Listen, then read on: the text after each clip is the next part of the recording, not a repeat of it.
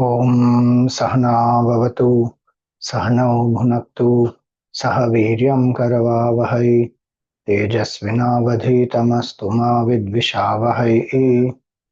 ॐ शान्ति शान्ति शान्ति। ॐ सदाशिवसमारम्भां शङ्कराचार्यमध्यमाम् अस्मदाचार्यपर्यन्तां वन्दे गुरुपरम्पराम्। ॐ श्रुतिस्मृतिपुराणानाम् आलयं करुणालयं नमामि भगवत्पादं शङ्करं लोकशङ्करम्। शङ्करं शङ्कराचार्यं केशवं बादरायणं सूत्रभाष्यकृतौ वन्दे भगवन्तौ पुनः पुनः। वसुदेवसुतं देवं कंसचाणूरमर्दनं देवकी परमानन्दं कृष्णं वन्दे जगद्गुरुम्। समस्तजनकल्याणे निरतं करुणामयं नमामि चिन्मयं देवं सद्गुरुं ब्रह्मविद्वरम्। Hari Om, salutations to all. In 14th chapter, we are seeing about the three gunas, and the three gunas have been indicated. And Bhagavan also said how Sattva leads to Sukha, Rajas leads to more dynamism, and Tamas veils the knowledge in the 9th verse. And each guna through the day also, at certain phases in one's life also, dominates the other two. So Rajas Tamas Chabibhuya Sattvam Bhavati Bharata. So when Sattva rises, then Rajas Tamas get dominated. When Rajas rises, then Sattva and Tamas get dominated. When Tamas rises, then Sattva and Rajas get dominated. So that way, each guna can overpower the other. Now, what are the qualities? How do we know which guna is overpowering what? What are the symptoms or what are the signs to know? Okay, this particular guna is now predominant. So verse 11 tells us about when Sattva guna is predominant, what happens. सर्वद्वारेषु देहेऽस्मिन् प्रकाश उपजायते ज्ञानं यदा तदा विद्यात् विवृद्धं सत्त्वमित्युत. Indeed, this is the time when Sattva is dominant. Viruddham Sattva-mityuta. When? Sarvadvareshu dehesmin prakasha upajayate. When through all the gateways there is light and there is knowledge. Jnanam yada. When there is intelligence, then understand that Sattva is predominant.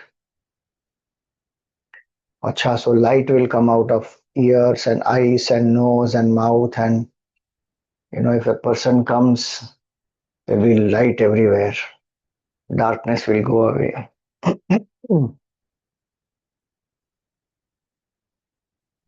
It is not necessary in that sense.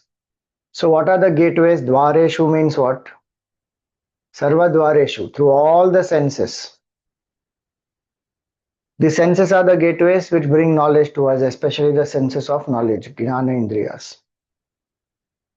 And through them the mind goes out also. Karma Indriyas, Jnana Indriyas, through both the mind goes out. So these gateways, they become very sharp, alert. One's observation power increases, capability to hear increases, listening, smelling, touching, tasting. Senses are heightened because one is alert and there is purity. So both these are very important. Prakasha indicates not physical light only. Prakasha means the light of discrimination. The buddhi is sharp, mind is pure, senses are functioning, to the best of their capabilities. Vivekananda used to see one book and one page, and he had pictographic memory. He will remember. Gurudev, he heard. Tapan Maharaj said, I will teach once, I will not repeat. And whenever I ask you a doubt, you must answer right. If you don't, you have to go back. So Gurudev used to listen with great attention. He would make his notes also, he would ask questions also. So that way, the seeing, hearing, tasting, smelling, touching is heightened. The mind is pure. Senses are functioning very alert, sharp. They're not dull. I don't see properly. I didn't notice. The observation power is tremendous. Listening power, speaking, tasting in this context. Speaking is karmendriya. But even speaking, one can say one is very alert before one speaks. So, sarvadvareshu dehesmin prakasha upajayate. The clarity of the intellect. The buddhi has great clarity. And what is the meaning of this great clarity, this prakasha? Literally, it means that the sattva guna, when it is there, the mind and intellect, they are integrated. Mind is pure, intellect is subtle. So the light of knowledge of the self is very clear. So that person is able to stand apart from the false identification and realize that my nature is consciousness. That is the real prakash. That is the jnana. Yes, in the world also there is benefit of that. When the buddhi is sharp, in the world also one's efficiency will be more, stress will be less because the mind is pure, and one is able to live in inspiration, achieve so much more, yet stress free, happy, cheerful, loving, kind, compassionate, all that. And one is also very sharp to notice if somebody is trying to cheat, manipulate, take us for granted. Sattva guna has all those qualities. So when sattva guna is more, people generally think, oh, this sattvic person is a bichara bhala admi. There is no bichara there. Sattva guna is the person is very, very alert, sharp, focused, and smart also. So that's why he says here, sarvadvareshu dehesmin prakasha upajayate. The example given here is like in the light of the sun, everything becomes very clear. In the darkness, or during the sunset time, partial darkness is there. So objects are not very bright and clear. But when the sun has risen fully, everything is crystal clear. Same way, the sun of knowledge and sattva guna, because we saw the quality of sattva is knowledge. Tatra sattvam nirmalatvat prakashakam anamayam. We saw all that. So the sattva guna, when it is predominant, so when my senses are alert, sharp, and which is why our children must learn to develop more sattva guna. Doesn't mean that they will not enjoy life, they will not play, they will not run around. They can do all that, but increase their alertness. Because if alertness increases, everything else will increase. Purity and alertness in the buddhi, purity in the mind, they both are very, very crucial. For any success in the world also, even if you want to achieve great success, you have to be alert to understand, okay, what are the future trends, what can be the possibilities, grab the opportunity before anybody else, identify this is what the future is going to be, and then create from now onwards. So alertness is very important.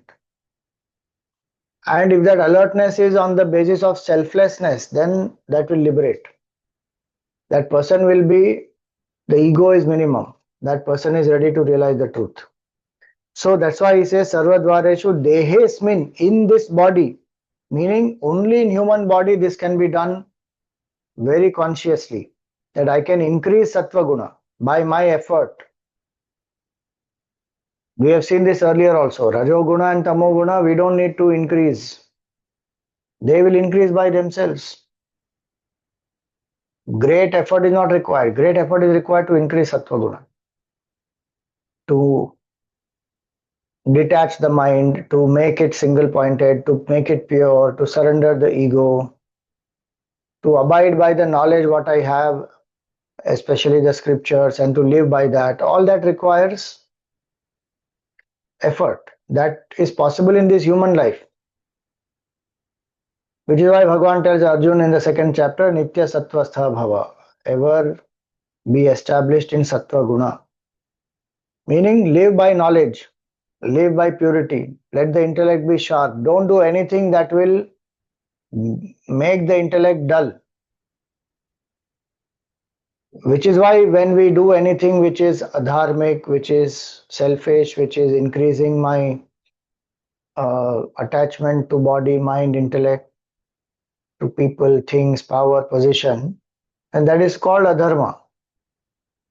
Why? Because there is the basic purpose of human life is defeated. The human life is because of the capability of the buddhi to do sukshma vivek between what is right and wrong, what is duty, what is not duty, what is temporary, permanent, self, not self. These discriminations cannot happen unless the buddhi is sharp because of sattva guna. So he says, Dehesmin, in this human body. Others, Rajoguna and Tamoguna, they can exhaust. They are bhogayonis. They may also have some amount of sattva guna, but they are not conscious of the three gunas, how human being is conscious of. So human being is able to, we can do the sadhana. So if I feel like reacting, but I control and I say, no, I am detached, I forgive, I learn. And if I have to do something as my duty, I may do. Maybe protect myself, even I have to punish somebody, my duty I have to do. But in the mind, there is clarity. One is not acting impulsively. One may feel like doing it, but one controls, and that is a sadhana. So, sarvadvareshu dehesmin prakasha upajayate. And only such a person can attain the goal of life, prakasha upajayate. Jnanam yada, when there is clarity, when there is knowledge. And what knowledge is this? Knowledge of the scriptures, knowledge of what is right and wrong, Atma and Anatma, and one operates out of that. One is not chasing the temporary. Duties one is doing what one has to do, but one is not running behind them for one's happiness. One understands that my nature is happiness and I need to realize that truth. Duties are to purify my mind. So one lives by that knowledge. And so the person is able to stand apart saying that these are the gunas, they come and they go. Mind goes through ups and downs because of the gunas, but I am different. Only in sattva guna I have that ability to stand apart. That's what is this jnanam yada and prakasha upajayate. Sakshi bhav cannot happen unless I have sattva guna and predominance of sattva guna. You should remember that. Many people, they want to do sadhana of sattva guna without having enough sattva guna. How is that possible? So they will say, no, I don't believe in murti puja, I don't believe in japa, I don't believe in any of these rites, rituals. I just am the observer. I believe in sakshi. Just observe. I can start with that observation, but if I don't have enough sattva guna, I will not be able to stand apart. One thought comes, I will jump. I will identify with it. It will take me somewhere. I won't be able to see if this thought is rising in the mind. I am the sakshi. I am the witness. I have nothing to do with it. I will not feed the thought at all because I am sakshi. Just observe. It comes, it goes. It may do something on the body, something on the prana. It will do and go. Especially when one is sitting for contemplation and practicing sakshi bhav. In the day-to-day activities also one can apply sattvic attitude with the selflessness, with the inspiration, doing the duty. At the same time, then one has one part of the mind saying, I am only a witness. This is not my true nature. This is possible only in sattva guna. Because rajo guna we saw, rajo ragatmakam viddhi. Main quality of rajo guna is attachment. So unless I don't have enough sattva guna, I will not be able to sit quietly or detach. So one should not delude oneself. If one is able to sit quietly and observe, great. That means sattva guna is there. If there is high level of self importance I need praise, recognition, I am attached to people, things, situations, my happiness depends on many things outside, then I am not ready for Sakshi Bhav sadhana. And simply I should not even attempt. Purify and then attempt. Those 10 factors we spoke now, we sent it on the group also. Convert those 10 factors, they are from Bhagavatam, Hamsa Gita. Convert those 10 factors into sattvic, increase the sattva guna, then practice the Sakshi Bhav sadhana. Otherwise, one will not be able to practice Sakshi Bhav also. One is not doing Karma Yoga, one is not doing any Upasana of Bhagwan, gone. No progress one will make. Simply reading books, nothing will happen. Then one will blame the book saying कि कुछ नहीं हुआ स्वामी जी. नहीं होगा. 10 standard student is sitting in double PhD's class. What will that 10 standard student understand? If the eligibility is there to understand, then one will progress very fast. But otherwise, there is no qualification. One will only get confused. Wrong knowledge one will have. So that's why he says here, Sarvadvareshu dehesmin prakasha upajayate jnanam yada tada vidyat vivruddham sattvamityuta. So, as we said, the senses will become sharp, the mind will become pure, intellect will become very alert, ego will become less.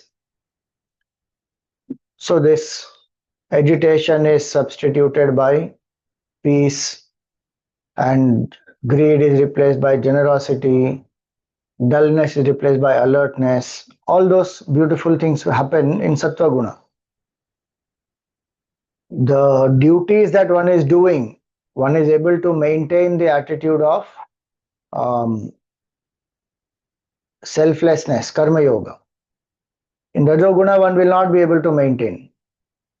In Sattva Guna, one will be able to maintain every single thing one is doing, one remembers, Jnanam, right? One is aware that I am doing this as my offering to Bhagwan. That is the highest. Or I am doing this for my family, for my country, my community, company, whatever it is my seva. Where I is not important, that work is important, that cause is important.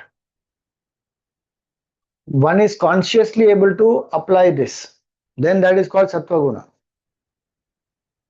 So here when Bhagwan says this person is more focused on purity of mind. One is not running behind prosperity and money alone. It comes, it comes. But one is not running behind that.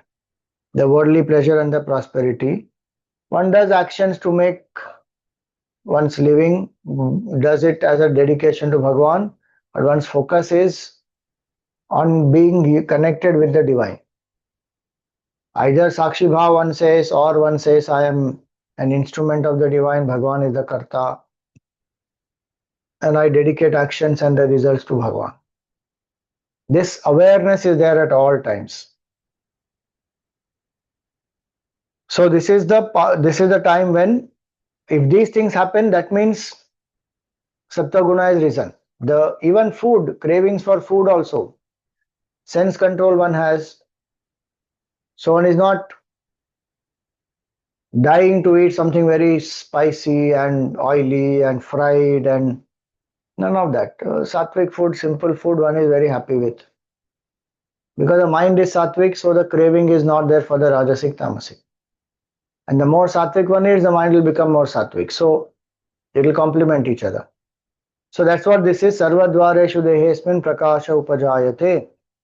And the person is also then able to find more joy in sadhana. Because the mind has purity. Intellect is alert. and one is living a dharmic life. The mind is light, there is no burden, and there is no pressure of ego, performance, proving oneself. All that is not there. So that person finds joy in sadhana also, and that person is able to experience more and more quietude, more and more contemplativeness, more one is able to stand apart as a witness, as an instrument. So these are qualities of sattva guna. Right from senses onwards up to ego, everything is in its optimum state in sattva guna. Now what happens when rajoguna predominates? The 12th verse. लोभ प्रवृत्तिरारंभः कर्मणामशमस्पृहा रजस्येतानि जायन्ते विवृद्धे भरतर्षभा. So Bhagavan says here that when rajoguna increases, so what is the main quality of rajoguna? Main quality of rajoguna is attachment.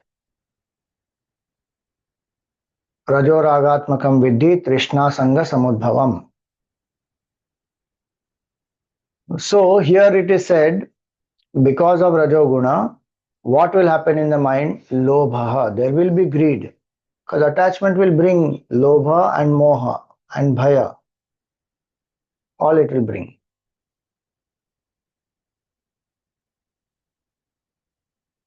Krodha also it will bring. Because that's the nature of attachment. Attachment when fulfilled brings lobha. When not fulfilled brings krodha. When fulfilled it will also bring bhaya, that I am scared of losing what I have got. It will bring pride. I got this, my effort. And if I don't get it, anger, jealousy. So this is a quality. Attachment will bring all this. So Bhagavan says here, Lobha, there will be greed. Greed for multiplying wealth, multiplying possessions, greed for love, greed for so many things one has. If one is expanding out of the sense of duty and it is happening without compromising from one's path of dharma, there is no greed in the mind, the expansion is happening. That's natural process of life is expand, grow. That which stagnates will die. Natural process of growth it is happening, then that is not called lobha. So even great Mahatmas when they do action, pravritti it is said, na, lobha pravritti. Gurudev also established so many organizations, so many schools and colleges and orphanage, but nothing for oneself, is for society. Doesn't matter if some project is takes up and doesn't fructify for whatever reasons. There is no personal self-worth connected to that work.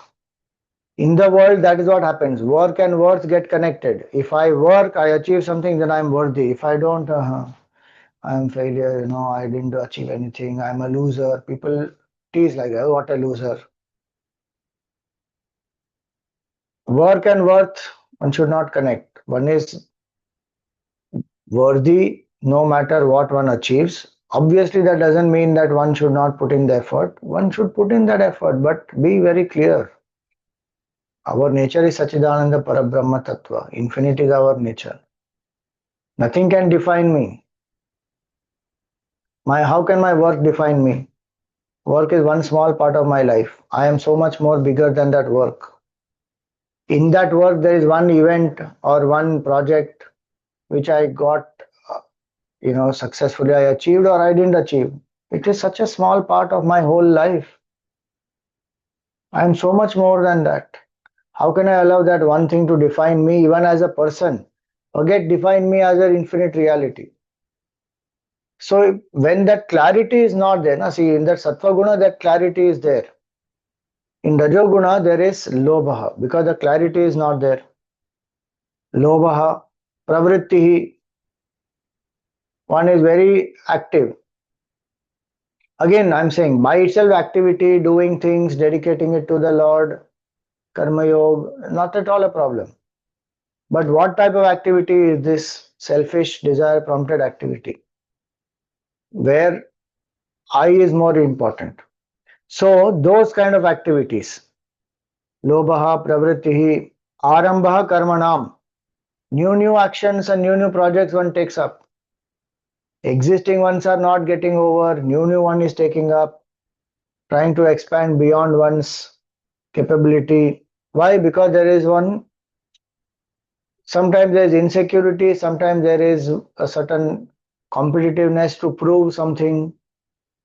So one is doing this lobha, pravritti, arambha, karmanam.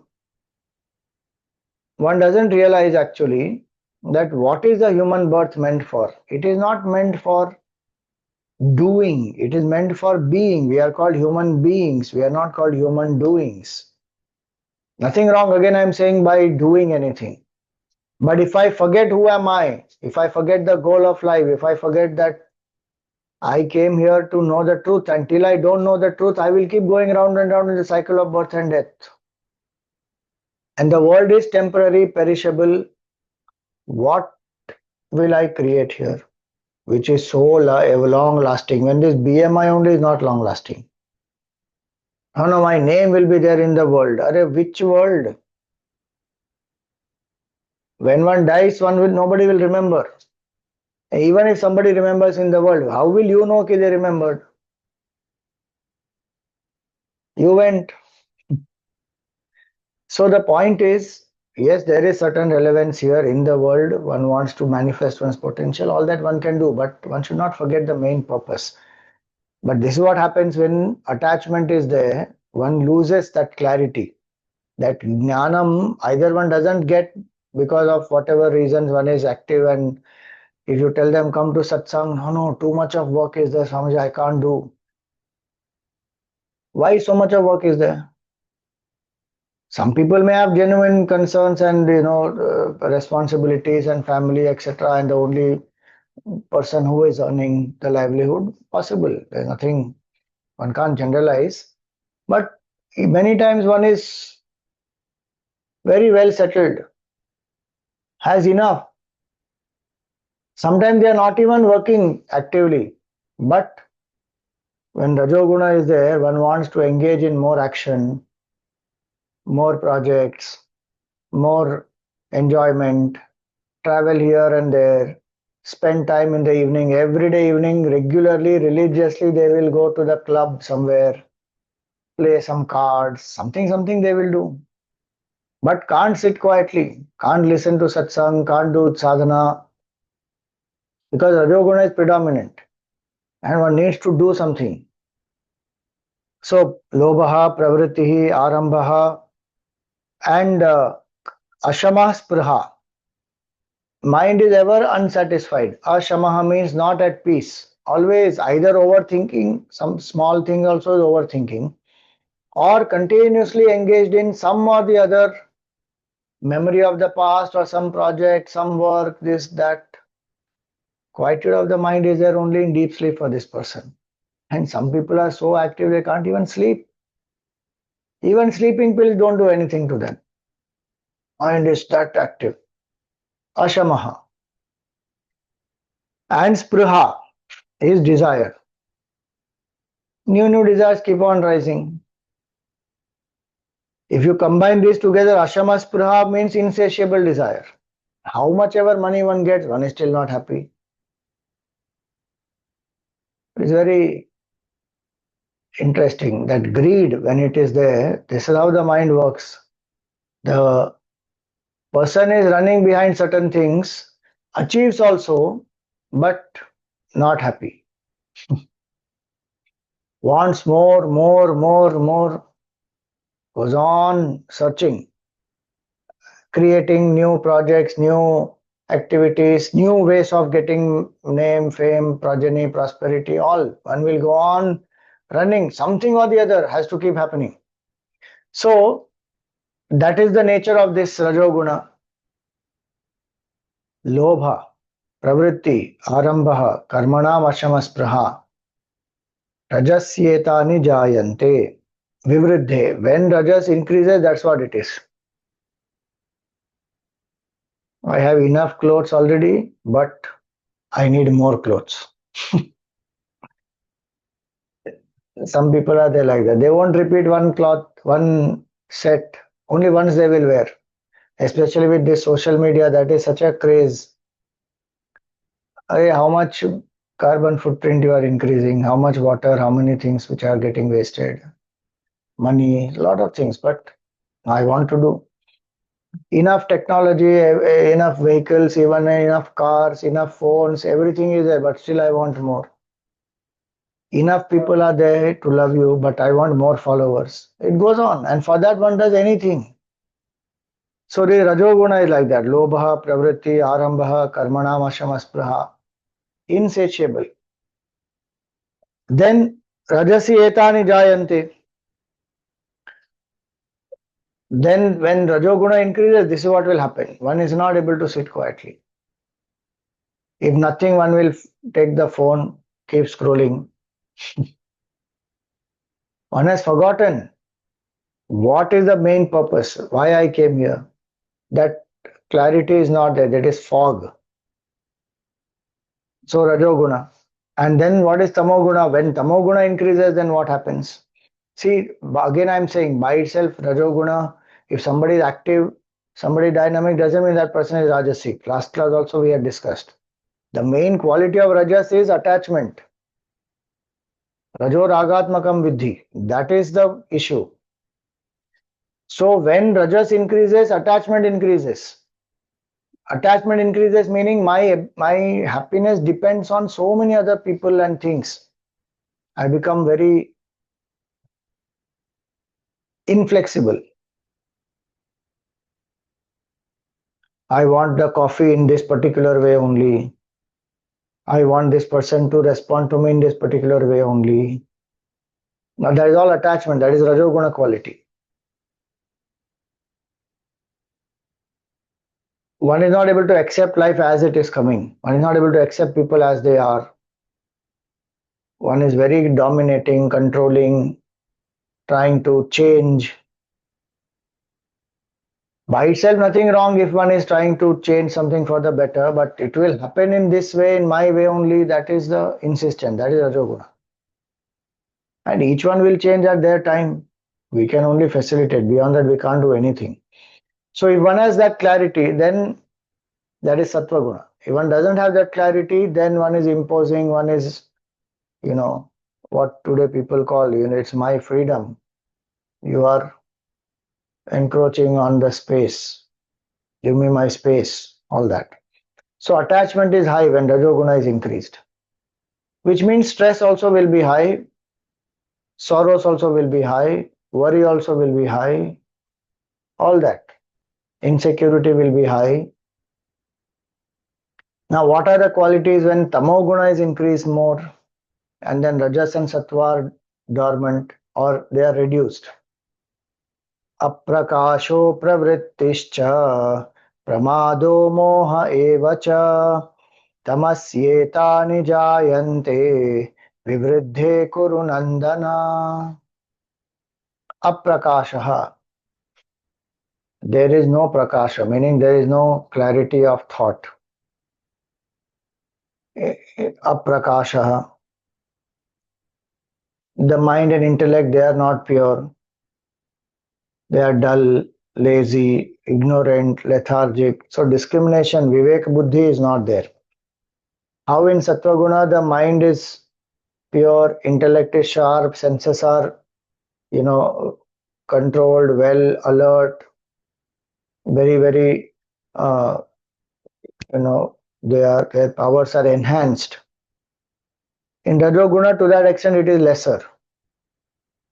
The intellect is filled with vanity. I. Mind is disturbed. Ashamaha, it was said. Body restless, has to do action. Senses are not. Even their eyes, you see, will be roaming here and there. No control on the speech. One is talking anything, gossiping anything, chit chatting. Very restless. Senses are not controlled. Tamas is another extreme.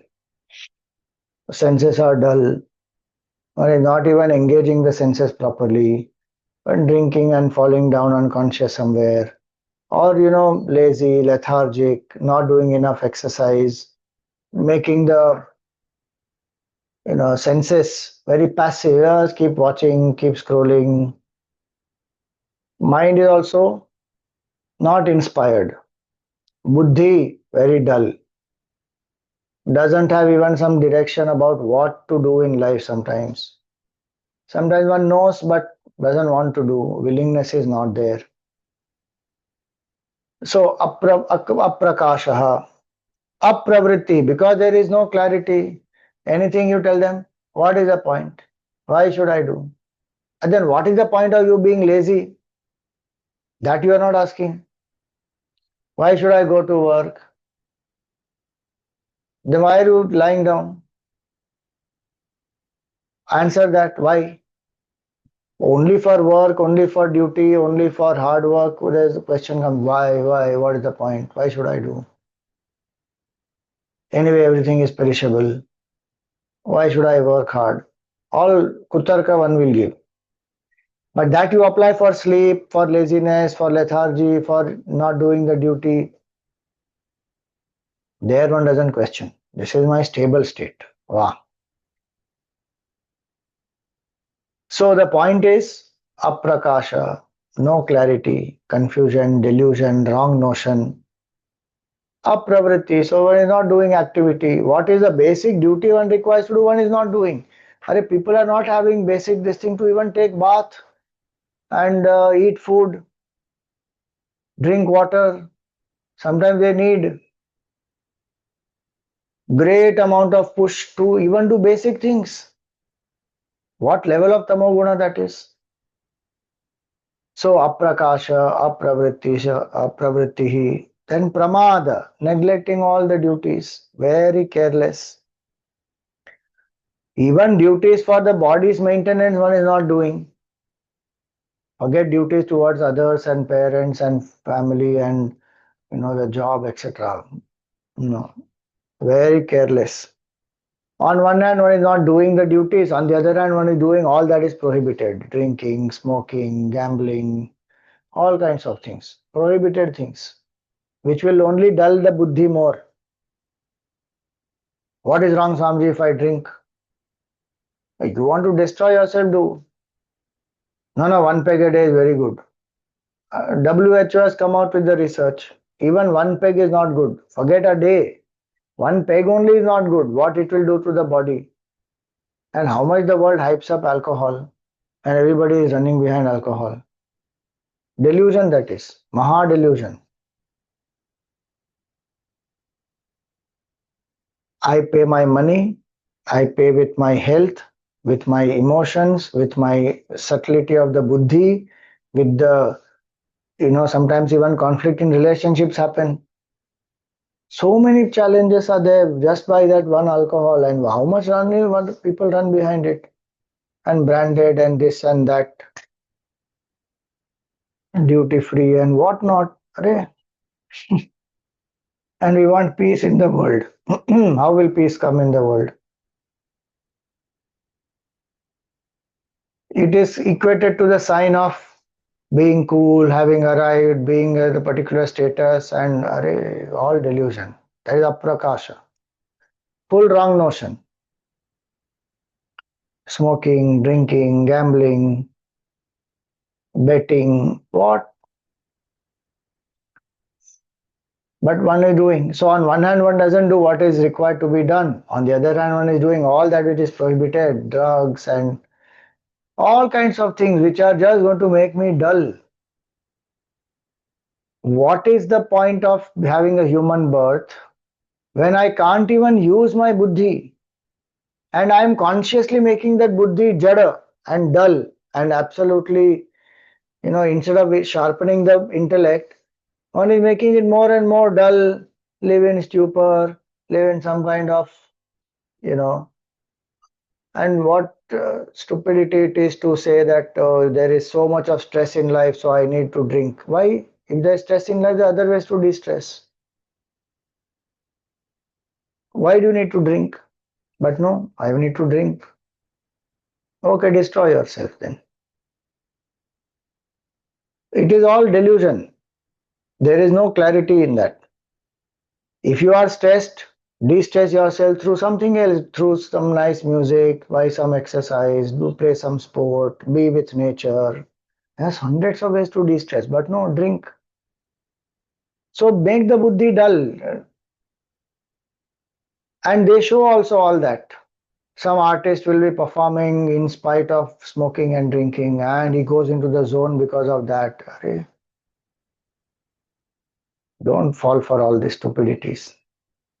So, aprakasha, apravrittihi, pramadaha, moha. This is a delusion. Moha means to not see something as it is, to see it opposite. That's the fog.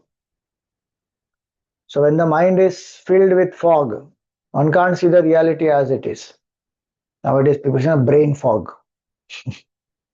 Brain fog. Brain fog, where because it happens because of some virus, etc., is one thing. But this we are consciously doing brain fog. That is this tamoguna when it increases. Moha, full on delusion. Living for reals, forgetting the real. It is like that. Showing something else only. What is real life? Scrolling the pictures of sunset rather than actually seeing the sunset. अरे sunset is happening, you just see, but no picture ले लो उस समय, फिर घर जाके टुचुक टुचुक. What? Delusion that is.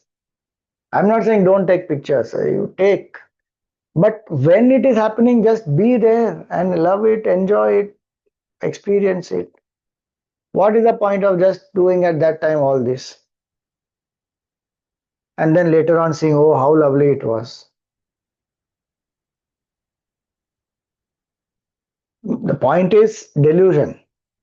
The buddhi makes us see the right as wrong, wrong as right, and one is falling for it. So when tamoguna increases, one knows what is right, but one will do the wrong consciously and make oneself dull. Even in rajoguna that will happen, but in tamoguna it will happen more. More harm one will do to oneself. So lobha, aprakasha, apravrittihi, then pramadaha, moha evacha. Tamasyetani jayante. In this moha only the discrimination is completely veiled and one is seeing this BMI as oneself. That ignorance is what is causing. So at the self level there is ignorance of the truth. No intensity or no desire to know the truth also. Even if somebody says, why don't you do the sadhana? Not now, tomorrow. That this tamoguna only makes us postpone satsang and sadhana. Rajoguna also and tamoguna also. In Rajoguna, one has some excuse saying, I'm busy right now, I have to fend for my family, I have to do this, I have to do that, I don't have time. So called, not a valid, but it's a certain excuse. I can still do all that with my sattvic attitude of seva. But no, Rajoguna makes one. But there at least there is one valid reason. Here there is no valid reason also. Simply, no, I don't want to do. Disinterest, procrastinate, careless. Somehow one will do it. Senses are also not sharp. One sees something but one doesn't remember. One listens but one misunderstands. One has no control on the speech, anything one is speaking.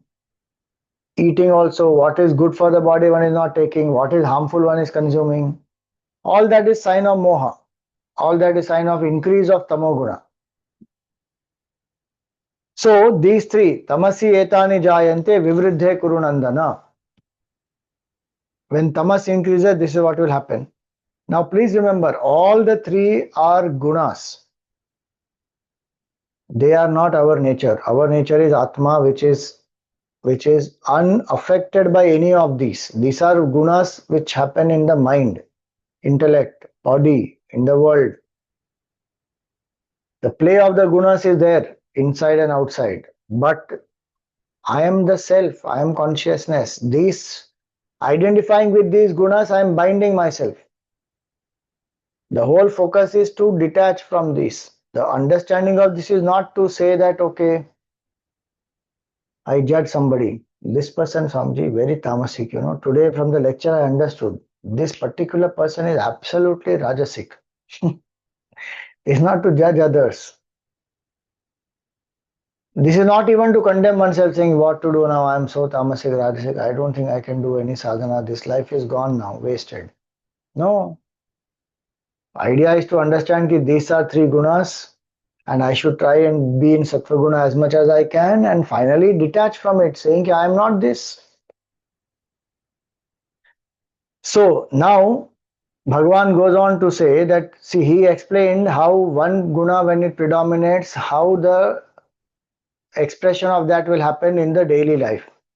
Now he goes on to even say that in the next two verses, that when a particular guna is predominant and at that time the person drops the body or dies, then what is the result of that? One is the effect of the guna on this life. Second is what will happen when a person drops like this.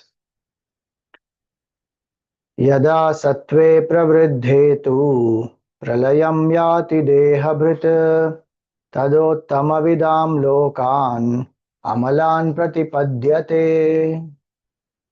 Yada sattve pravriddhetu, when the person is in a sattvic state of mind and at that time the body drops, pralayam yati dehabhrit,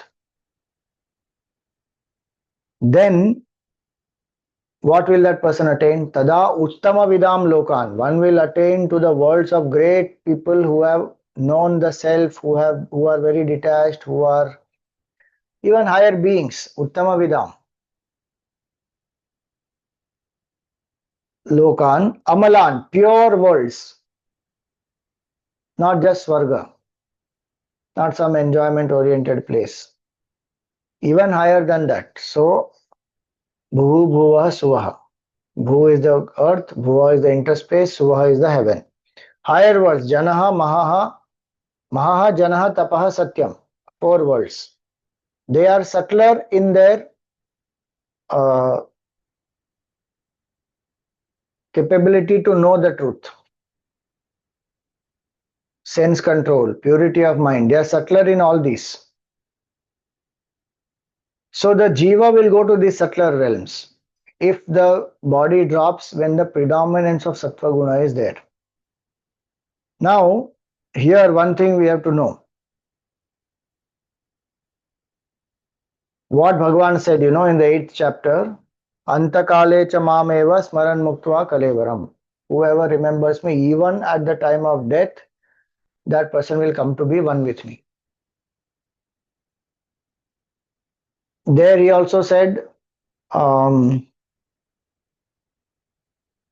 particular shloka comes, that what is the bhav in which the body is dropped, according to that bhav one will get the result.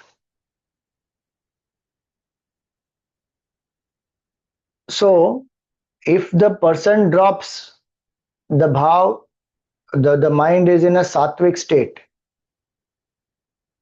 and then one has dropped the body, though one may have lived in a very rajasic way, for some time because of that sattva guna, when one has dropped the body, one will go to higher worlds, but again from there one will come back, fall to the rajoguna, tamoguna, whatever karma phala has to be given. One will come there. But the last thought predominantly decides the future of that jiva. So here he says, when he says that when the sattva guna is high,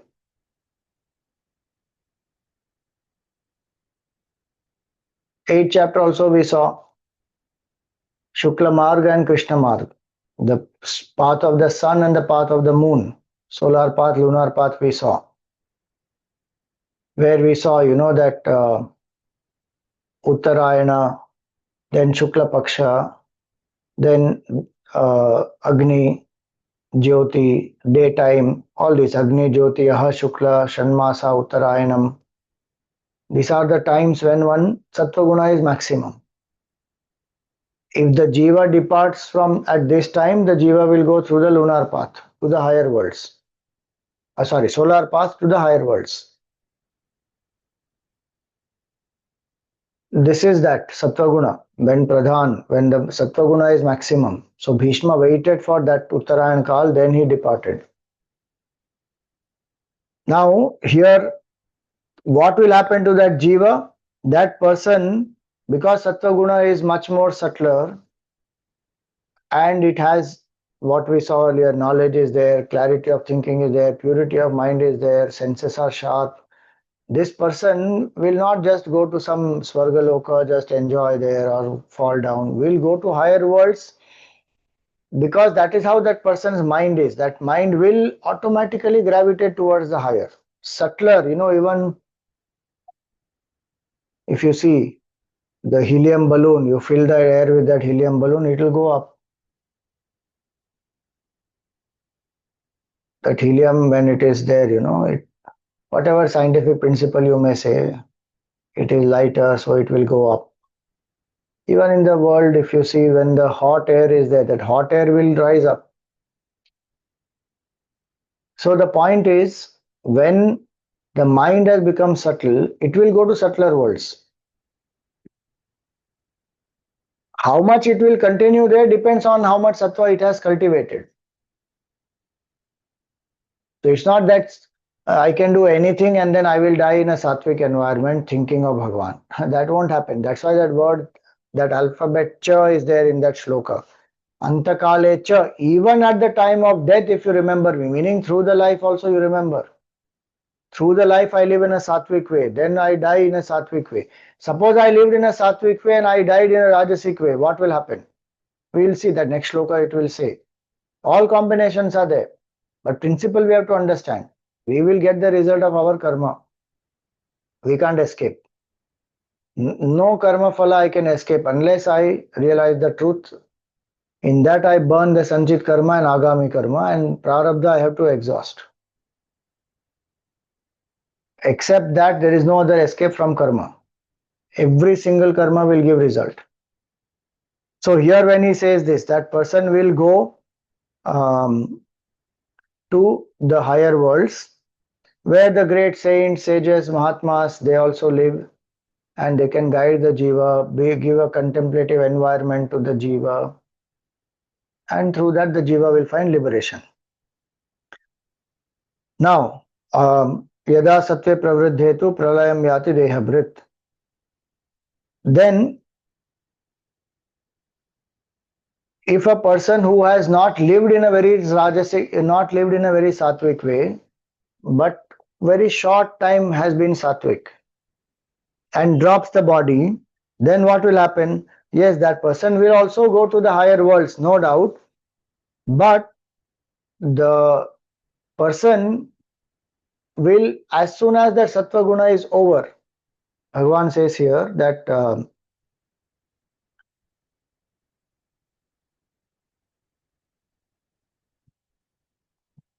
because of what he said earlier, that as per the bhav, the person will go. Sada tad bhava bhavita is the line in the 8th chapter. Will go to the higher worlds, but will be there only for that much time when the sattva guna lasts.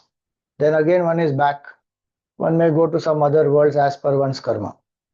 So the principle will apply. And which is why so much of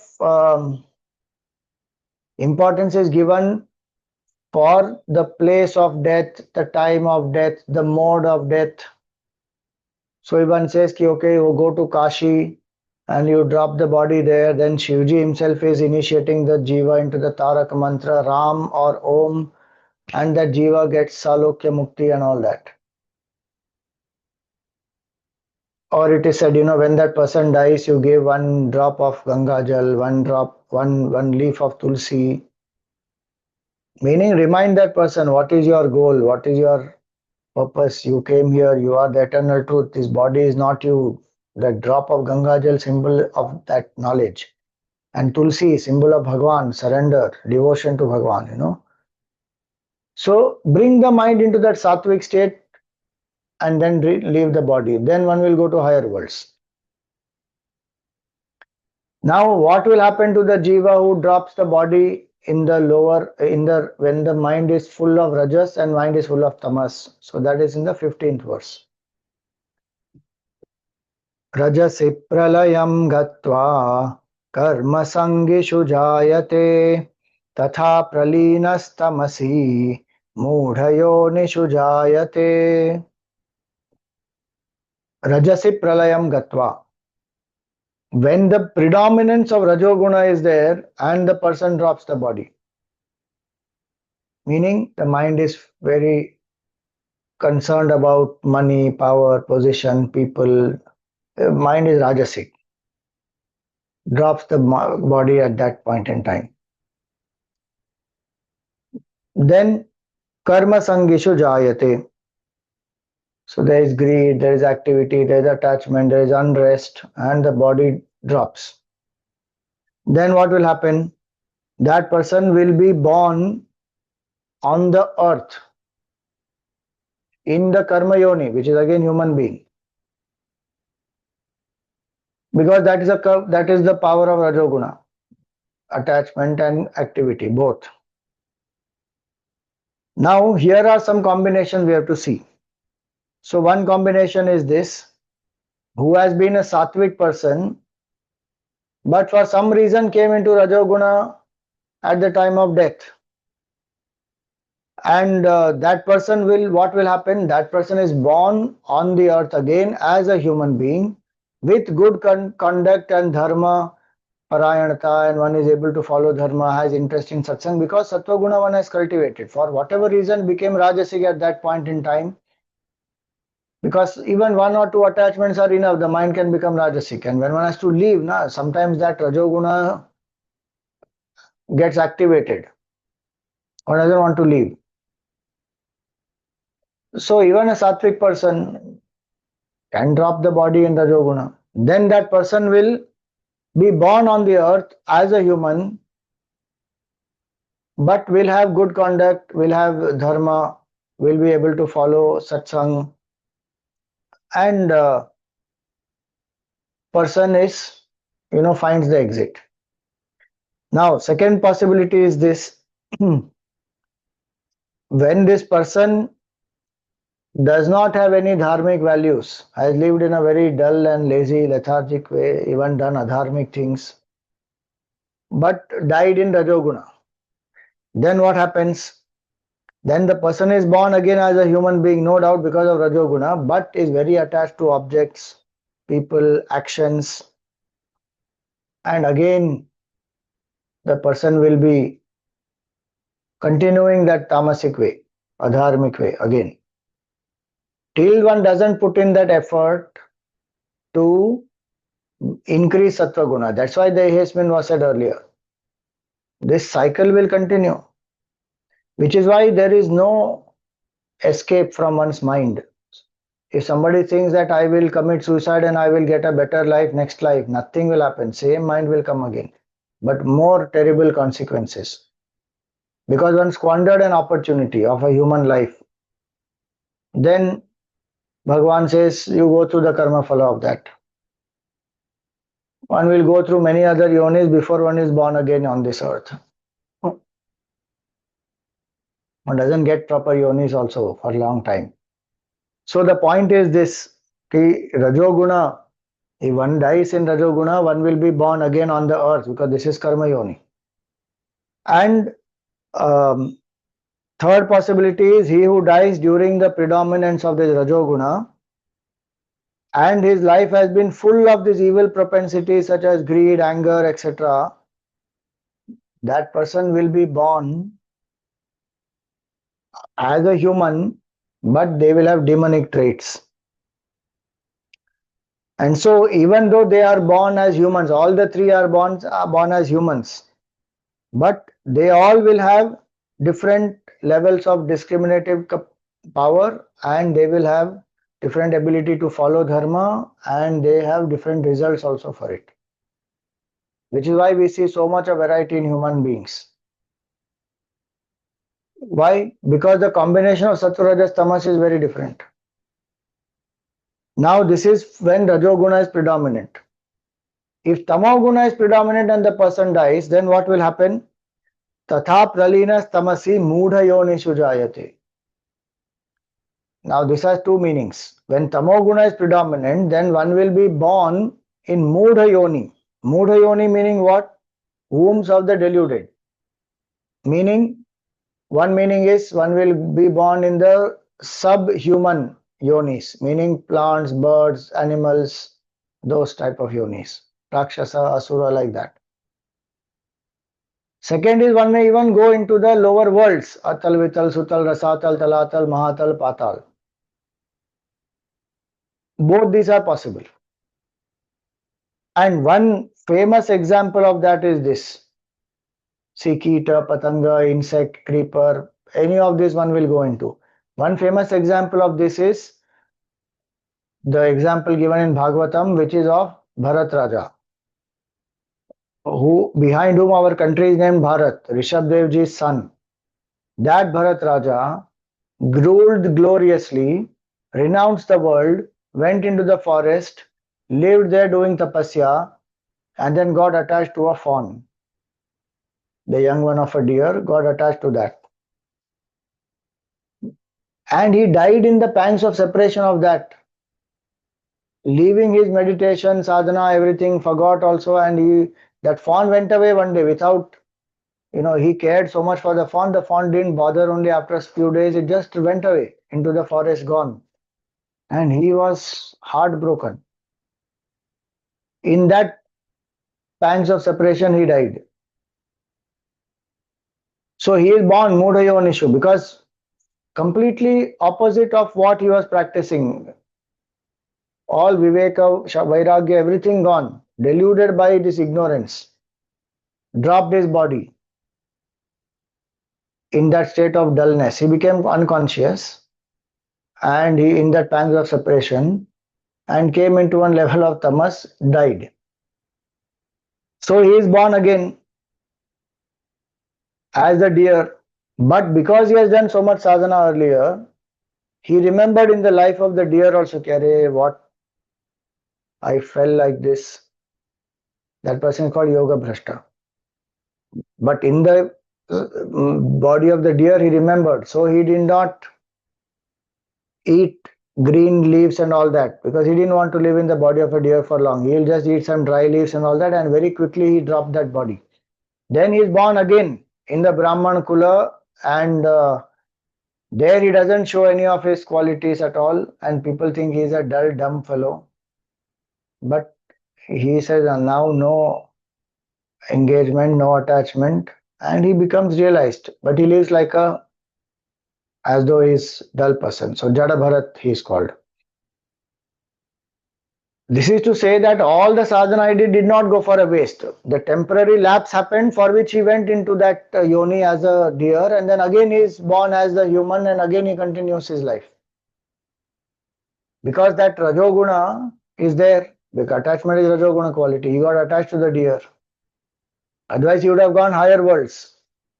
He died in a combination of Rajas and Tamas, and because of Tamas, first he went into Mudha Yoni, then again he is born as a human being because of Rajoguna, and then because of Sattva he continues his sadhana and he realizes the truth. So this is how the play of the gunas happen. In this life also, while dropping this life also, and then after this dropping of the body also, all the time. Only time when guna will not affect is when a person becomes Jivan Mukta. So we will move towards that now. That next part of the chapter is about that only. So for today we will stop here. If there are any questions, we will take it up after the Arati.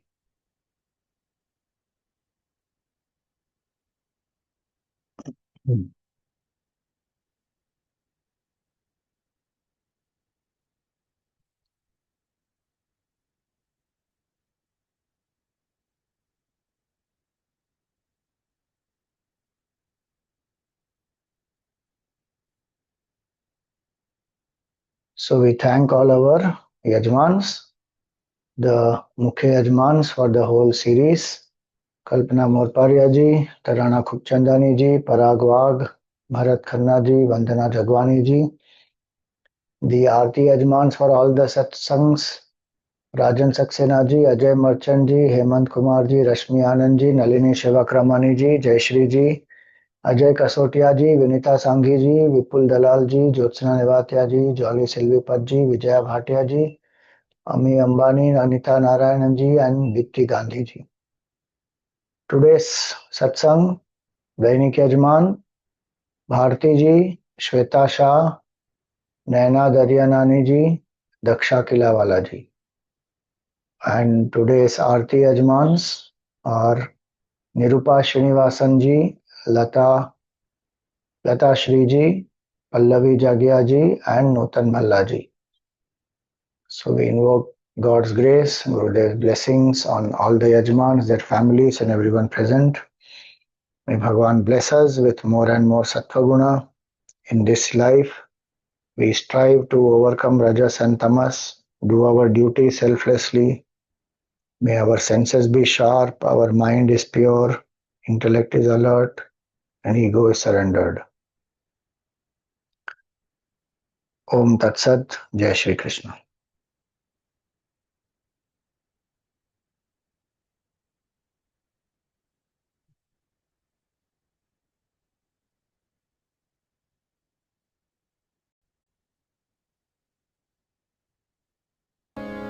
ॐ जय भगवद्गीते मैया जय भगवद्गीते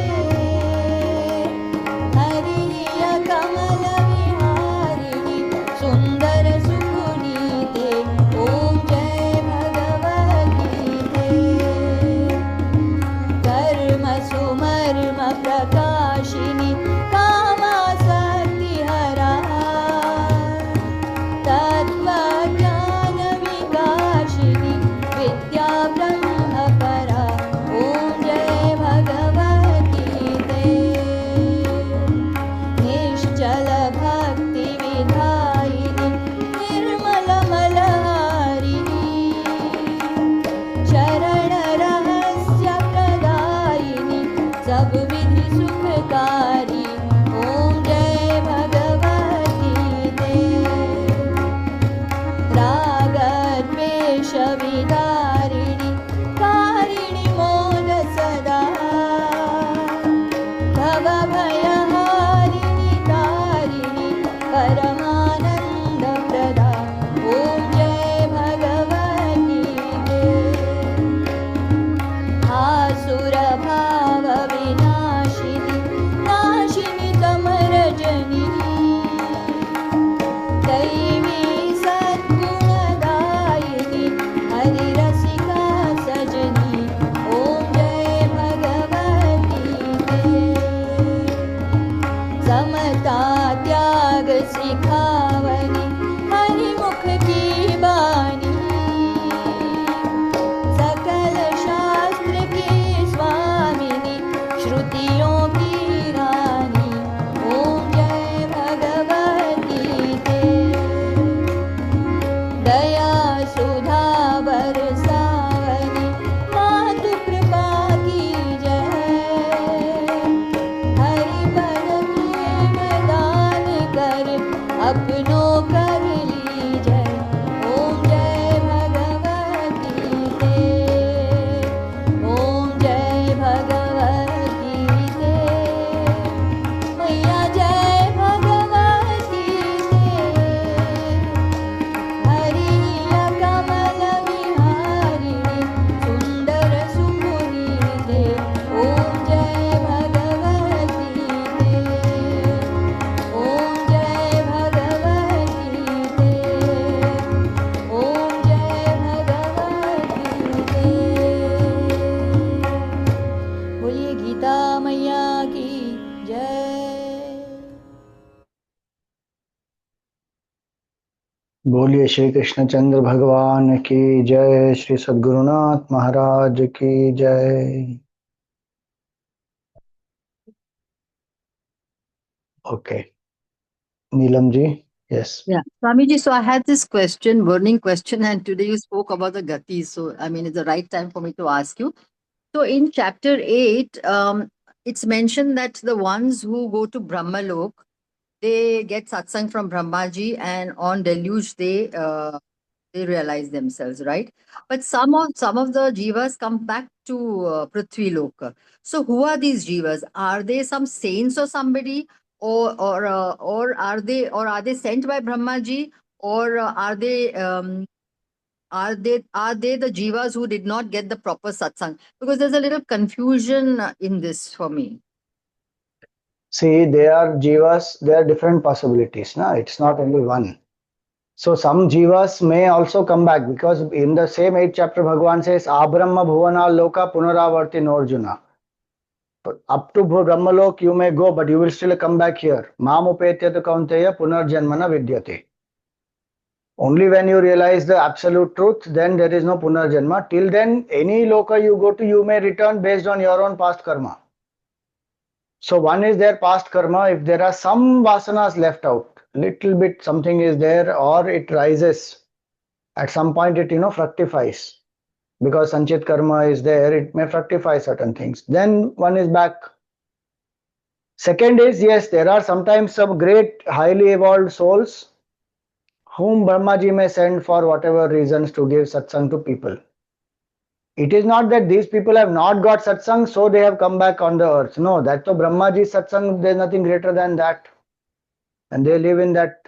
So if they come back, it is for these two reasons. Either because they are sent for specific purpose to share knowledge or to inspire jivas to walk the path of dharma, or it is their own karma that they come back. And then again, either they get Jivan Mukti here, or if they don't have any such vasanas for the worldly things and their body drops, then again they go back to Brahmalok and then they wait there. And the deluge time, they get Mukti. That is called Krama Mukti. So Your voice went.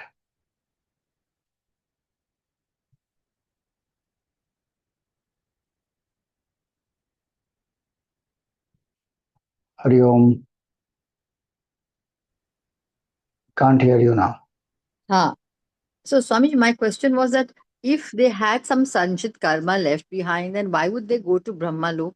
Because they have high level of Sattva Guna. And in that sanchit karma, they don't have Rajoguna and Tamoguna vasanas for enjoyment which are available here. They want only liberation. And their karmas are very, very sattvic. So there is the only one place where they will go is Brahmalok. They don't have desire for Swarga, they don't have desire for earthly enjoyments, they don't want anything, desireless.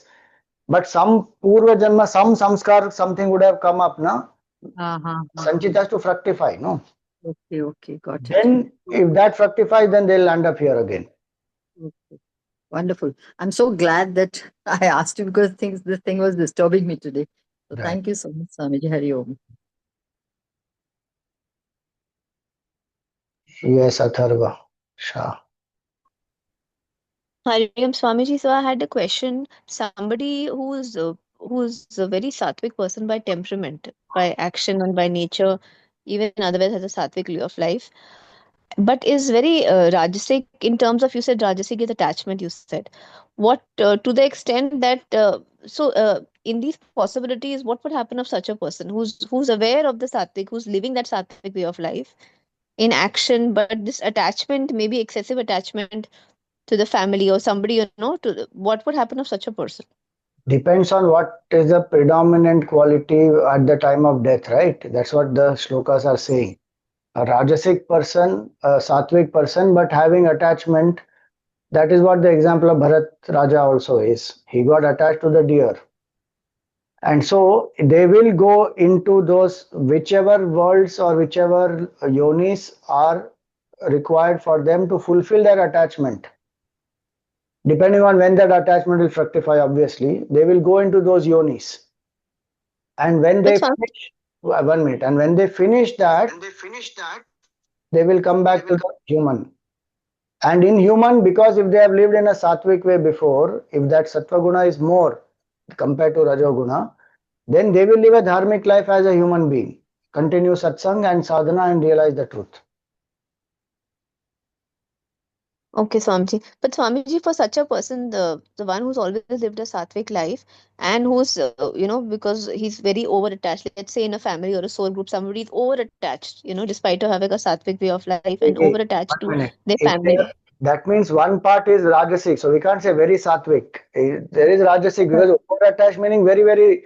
So attachment, even if it is one, is enough. Deepest attachment, even one attachment is enough. That person will have to pay whatever the price for that attachment, right? Correct. So, Swamiji, but when this person says, I'm trying to understand, I know that in a family we choose each other as the soul. So, person, suppose if he says very explicitly that I want to come back because I have not lived my life the way I wanted to, and I will come back for my children and they will also be born with me. This does not have an effect on because everybody's karma is different, right? Even though in a soul group, No, that karma you might. will wait. The jiva has to wait till the other karmas of the other jivas will come together. Then that person is born. Because if that person has built that attachment with other jivas, I want with them only, then Hmm. Bhagwan has to give that environment for that. This jiva and the other jivas also may have to wait, and the right time they will be brought together. But Which is why Swamiji, I'm what about saying, if the other jivas? yeah, Sorry, if continue, sir. they don't get liberated, then that's a different point. No, if they don't get But liberated, Swamiji, from their side hmm. also attachment, then they will be born again because their karma And has if the to get attachment is only exhausted. one-sided, hmm. If the attachment is only If one it's a, sided, then hmm. this jiva will have to be born again, and with the other jivas that attachment will express in the new life. There one will build new bonds. If that other jiva is not alert, the other jiva will fall with this jiva. If that other jiva is alert, this person will learn to be detached. That's how life will teach. So you mean to say, Swamiji, the other jiva also will be coming back with this jiva again, even though the other jiva was not attached. Arey, I said new jiva. Okay, new jiva. A new jiva in the next birth. If the jiva was not attached, that jiva will go ahead. There is no karmic bondage for that jiva. Oh, oh, okay, okay. But So every karmic. suppose I am attached to my wife, let us say, or my Hmm. child. Okay, My child is not very attached to me. Now that child correct. will be free. But Hmm. when I am born again, I will be attached to the new child who is there, whoever is the new jiva. Oh, yes, yes, Now, Swamiji. if that new jiva is not attached to me, then again no problem. But if the jiva is attached, then both will fall. But if Oh. I am Hmm. detached, I have to learn. Then Bhagavan will teach me through that jiva or through some experiences how to be detached. Ah, okay, Swamiji. Yeah. Understood, Swamiji. That example helped a lot. Thank you. Hari Om.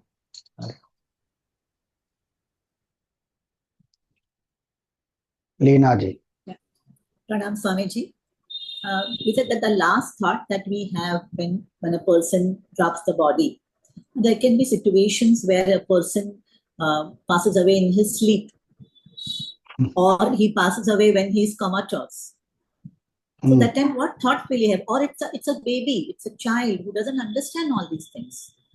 So then that is a very unique case. And what type of thought would that person have at that moment?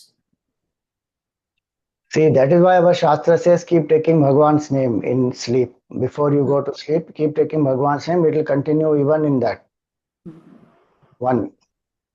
Two, if that person drops away in deep sleep is again different state. It's a state of tamoguna. This dream is a state of rajoguna. So the shloka, what it says about rajas and tamas, that will apply to them. Okay. And it also depends what you and I think. See, that jiva doesn't know anything in that body of a child, understandable. But that jiva is not a body. Na? Jiva is that jiva who has carried forward samskar from so many lives. So that jiva knows many things, even as a child. So that will determine, not the body. Body is just a tool. What is the state of the mind of that jiva? As a small child also, that jiva is in rajasic state or tamasic state, sattvic state. Prahlad was such a small child. Yes. How much he knew? So what is the jiva's mind? That this gunas are based on the mind. No? They are not based on the body. So based on the mind's nature at that point in time, in that situation, things will happen further. And sometimes another similar question, that sometimes, like we had a plane crash recently. Now in that there would be different type of people. There could be some who are Rajasic, some who are Sattvic, some who are, and at that moment when each of them must have had undergone so much stress when the plane was crashing, they must have known. Now at that moment, however calm you are, keeping yourself calm at that moment is, and something which was beyond their control. It is Most such of a, the time, death is beyond our control, not only in plane crash. yeah, true, sir. But It Swamiji, is- but what will be the? I thought sometimes it's very disturbing. What they must have undergone. See, again, I'm saying it depends on the mind. It is some of the minds are very pure and sattvic. They just drop the body. It's a means to drop the body. It may sound heartless at the moment, but it is not. Okay. All sympathies for all those people who went through the pain. But if you are asking from philosophy standpoint, those who are very detached, they will just go. Body will burn, which is anyway going to happen at some point in time. The body is going to burn. Here it was a very painful death, no doubt. But the mind which is detached will just quickly depart from there. Okay. The mind which is not is disturbed is a mind which will hover around for some more time there. Okay.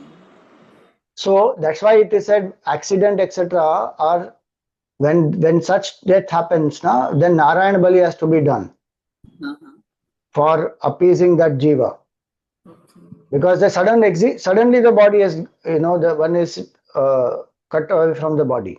Right. So the Narayan Bali ritual etc. is done, and then you do the proper Shraddha karma etc. Anyway, one can do.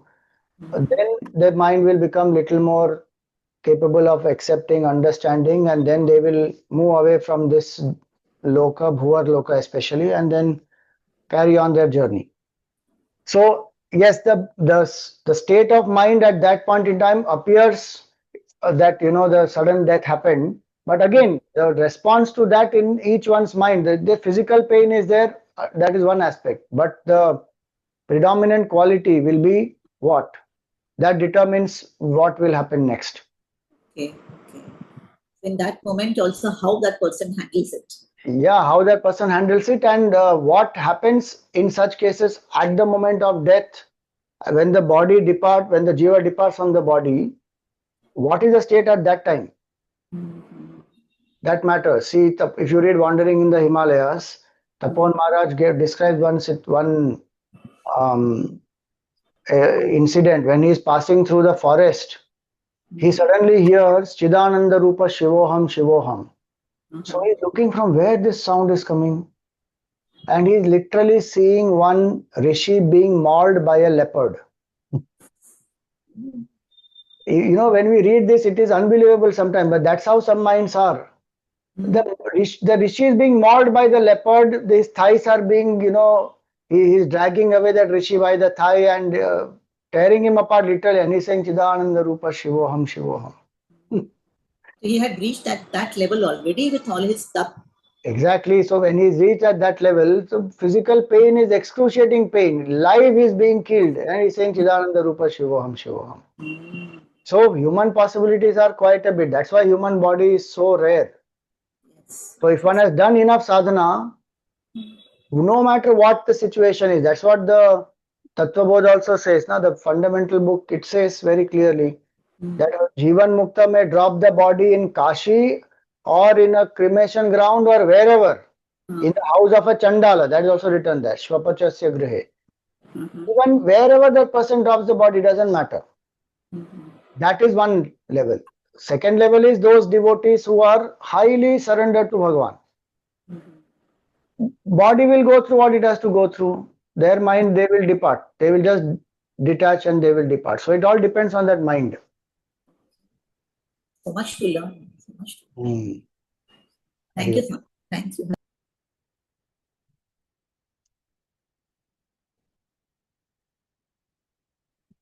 Navdeep. Pranam Swamiji.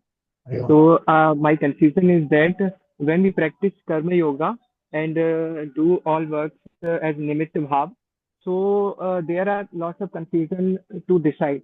So whether we have to go with flow or resist at any particular time. See, if something adharmic is happening, wrong is happening, then I have to resist it. No? If it is a part of, it is dharma, part of my duty, I have to go with the flow, even if I may or may not like it.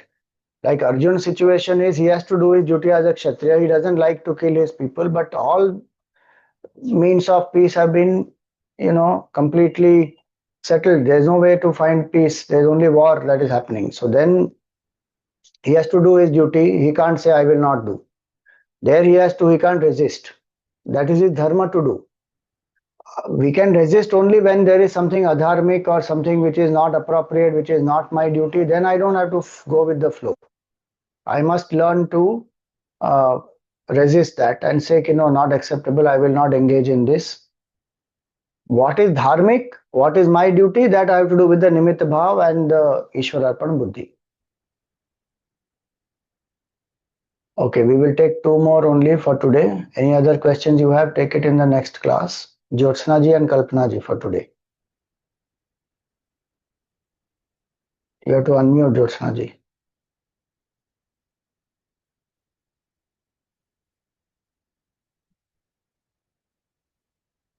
Okay, Kalpana ji. Swamiji, that example that you gave of Bharat Raja was actually quite frightening. So, if your entire life you have strived to be more in Sattva Guna, done Rajas but with a higher purpose, at the time of your death, assuming it's not an accidental death, actually all your faculties are also quite weakened, assuming you die in old age. At that stage, how does one bring sattvic thoughts in? Because your aches and pains are huge. In some ways, your energy levels are coming down. So that Bharat thing was actually quite frightening to me. See, for it is possible that these things happen. It can be frightening, no doubt. But we have to remember, Bharat Raja did not have those kind of physical ailments. He was healthy, happy. He was doing his duties, but he got attached and more of emotional pain he went through. Because of that attachment, he forgot his sadhanas. That if you read in Bhagavatam, it comes, he stopped even meditating. He was full time taking care of that fawn and concerned about the fawn, giving the food to the fawn, taking care of it, and all that. Full time he left his meditation also. So he was in a healthy state actually. So in his situation, it was emotional attachment, which is what led him to that birth of a deer, because emotionally he is full time thinking of the deer, so he has become a deer. No, here I get that. Yeah. I'm saying your physical aches and pains are so great. So you're saying even if the physical aches and pains are so great, you've got to rise above it. Yeah. Nam Smaran has to be done, which is why the Japa sadhana is so important, and how much the mind has been trained, that much the mind will be able to come out of that physical ailment. Because that's a fact, what you are saying, that scriptures also say that, in fact, in that Mukunda Mala, Kulshekar Alvar is saying this only. He's saying that prana prayana samaye kafavata pittaihi kantavarodhana vidhau smaranam kutaste.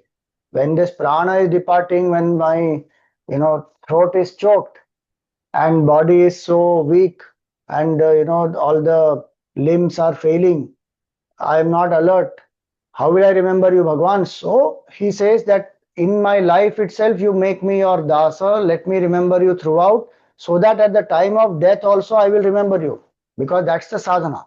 That's why Bhagwan says abhyasa, so much abhyas. When he says then he says antakale cha mameva, you remember me even at the time of death, because that training has to happen continuously, that japa has to happen.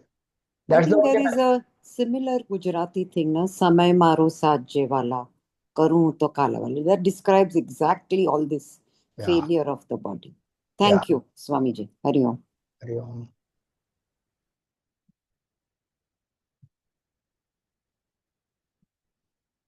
Jyotsna ji, I am telling you to mute. I mean, asking you to unmute what button I am pressing. So you have to figure out some setting change in your place only. If it is not allowing you, that means there is some issue with your side. Lajja ji, now you please ask in the next class.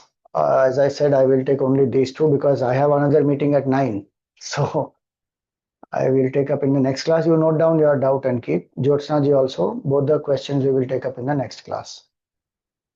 Om Purnamada Purnamidam Purnat Purnamudachyate Purnasya Purnamadaya Purnameva Vashishyate. Om Shanti Shanti Shanti. Harihi Om Shri Gurubhyo Namaha. Harihi Om.